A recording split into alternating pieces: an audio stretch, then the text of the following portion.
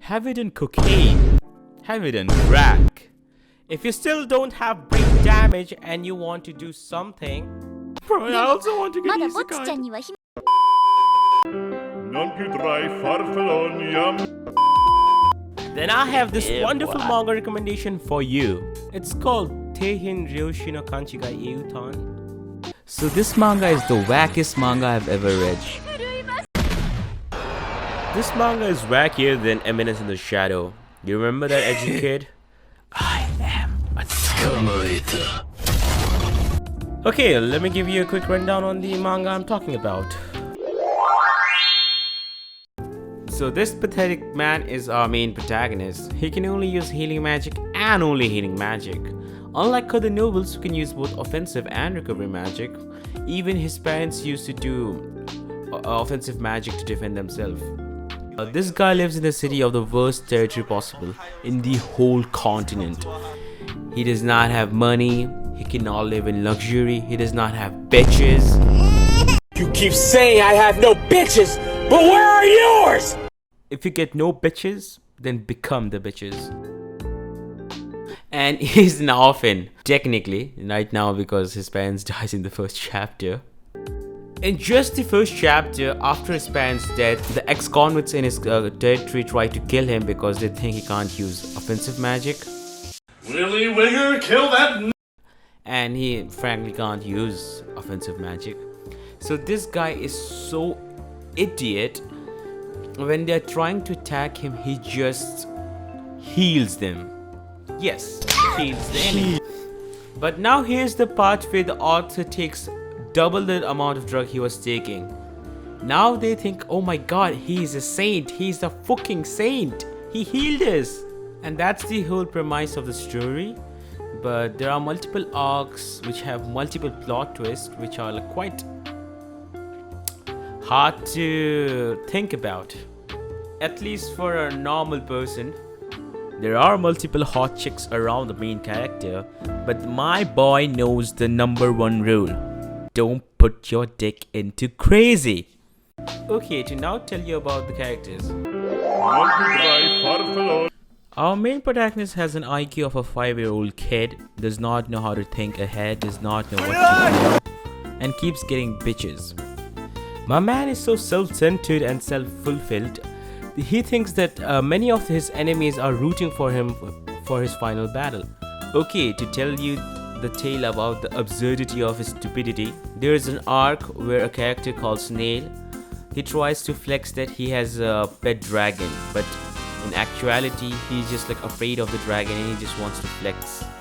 But the protagonist does not know that. He just thinks, oh, he has a pet dragon and I have killed him in the previous arc.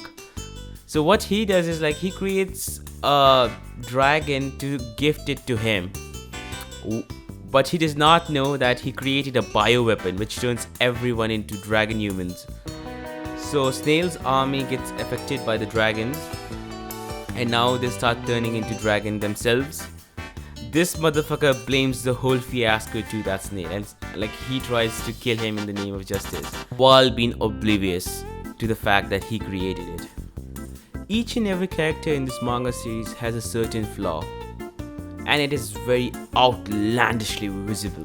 So the first character our main protagonist meets is the crazy nun. Her body's 10, her attitude's 10, but she a crazy ass hoe! So this crazy nun chick really hates the main religion followed in the continent, and she's trying to use the protagonist, who uses the noble healing magic for the commoners, as a key figure to increase the influence of the cult. Meanwhile, Through the story, she just straight up starts hypnotizing and brainwashing people, dude. Here now comes the demi-human princess. She's a beast woman, her body's 10, her attitude's 10, but she a dumb motherfucker, dude.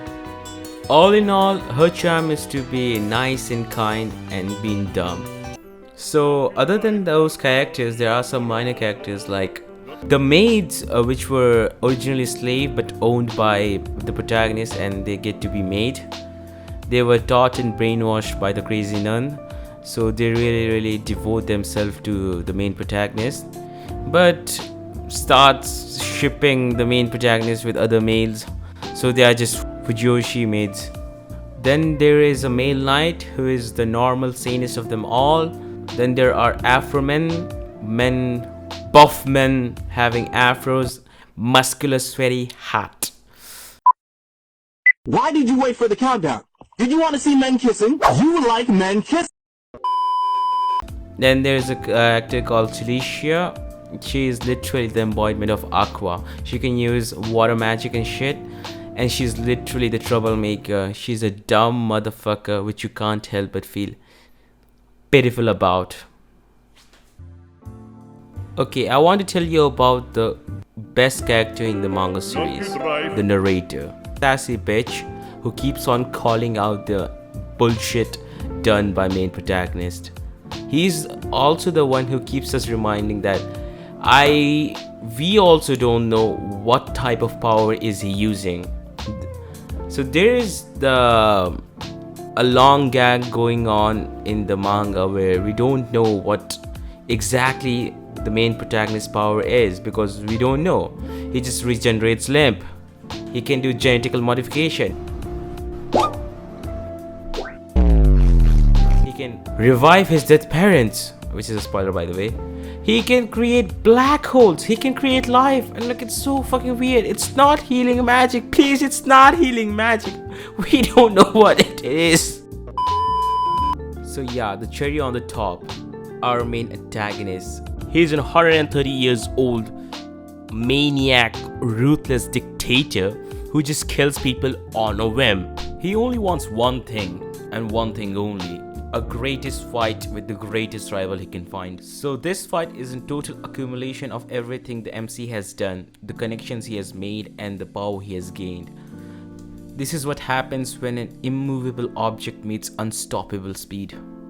Yes, and in the middle of the end fight, the author decides to take triple the amount of LSD he has done and makes the main antagonist turn himself into a goddess, a woman.